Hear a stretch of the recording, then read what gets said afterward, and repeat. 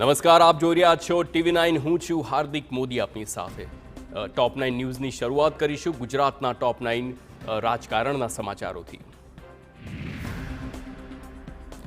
અમદાવાદ પૂર્વ બેઠક પરથી ઉમેદવારી પાછી ખેંચ્યા બાદ હવે રોહન ગુપ્તાએ કોંગ્રેસમાં તમામ પદો પરથી રાજીનામું આપતા રાજકીય ગરમાવો આવ્યો છે.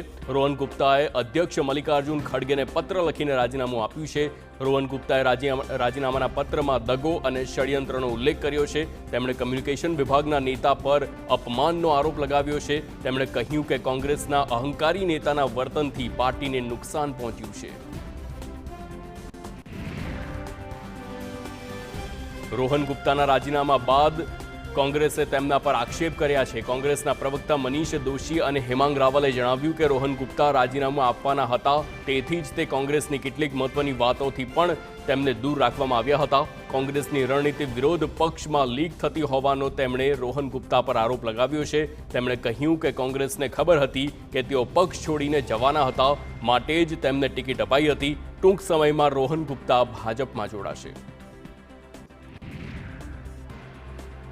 તો રોહન ગુપ્તાના રાજીનામાને લઈને ગુજરાત કોંગ્રેસના પ્રદેશ પ્રમુખ શક્તિસિંહ ગોહિલે પ્રતિક્રિયા આપી. તેમણે કહ્યું કે સત્યને થોડા દિવસ માટે જ રોકી શકાશે. સત્ય છાપરે ચડીને બોલશે જ. કયા કારણોથી રાજીનામું આપ્યું તેનું સત્ય સામે આવશે. શક્તિસિંહે જણાવ્યું કે જેઓ પક્ષ છોડીને જાય છે તેમની સ્ક્રિપ્ટ એક જ હોય છે. એ લોકોને સ્ક્રિપ્ટ આપવામાં આવે છે કે આ જ બોલવાનું છે. તો ભાજપે પણ કોંગ્રેસના આંતરિક વિખવાદ પર ટિપ્પણી કરી છે અને કહ્યું કે દિશાહીન થઈ ગયેલી કોંગ્રેસમાં લોકો જઈ રહ્યા છે, તેમાંથી જઈ રહ્યા છે.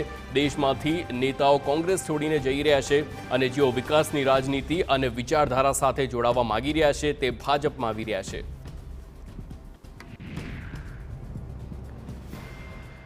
તો દેવભૂમિ દ્વારકા જિલ્લામાં કોંગ્રેસમાં ફરી મોટું ભંગાણ થયું છે. કોંગ્રેસના દિગ્ગજ નેતા અને જિલ્લા કોંગ્રેસ મહામંત્રી એભા કરમુરે કોંગ્રેસના તમામ હોદ્દાઓ પરથી રાજીનામું આપ્યું છે.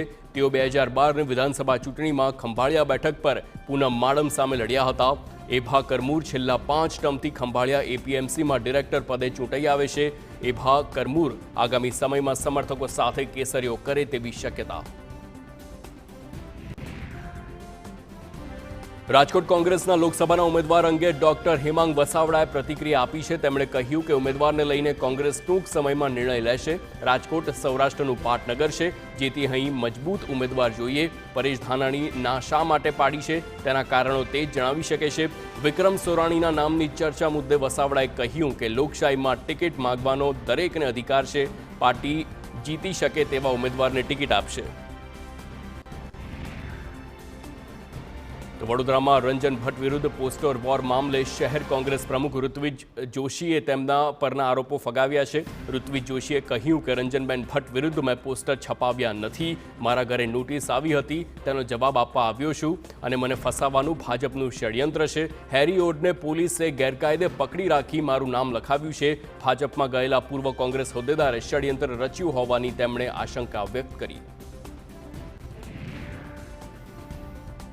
ચૂંટણી આવે એટલે નેતાઓને મંદિર સાથે મતદારોની યાદ આવે છે. કંઈક આવા જ દ્રશ્યો જોવા મળ્યા છે બનાસકાંઠા લોકસભા બેઠક પરના. કોંગ્રેસના ઉમેદવાર ગેનીબેન ઠાકોર ચૂંટણી પ્રચાર દરમિયાન મતદારો સાથે તો મુલાકાત કરે છે, સાથે સાથે રસ્તામાં આવતા નાના મોટા તમામ મંદિરોમાં શીશ ઝુકાવે છે.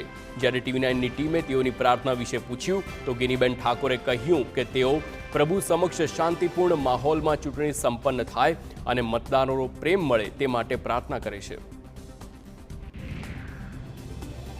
અરવિંદ કેજરીવાલની ધરપકડ મુદ્દે ગુજરાત આપ દ્વારા અનેક શહેરોમાં વિરોધ પ્રદર્શન યોજાયું છે. આપના પ્રદેશ પ્રમુખ ઈસુદાન ગઢવીએ ભાજપ પર નિશાન સાધ્યું છે. તેમણે જણાવ્યું કે ઈડીએ ખોટા કેસમાં કેજરીવાલની ધરપકડ કરી છે.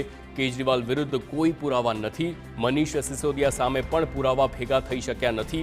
કેજરીવાલના પરિવારને પણ મળવા દેવામાં નથી આવતા. આ ભાજપનું ષડયંત્ર છે.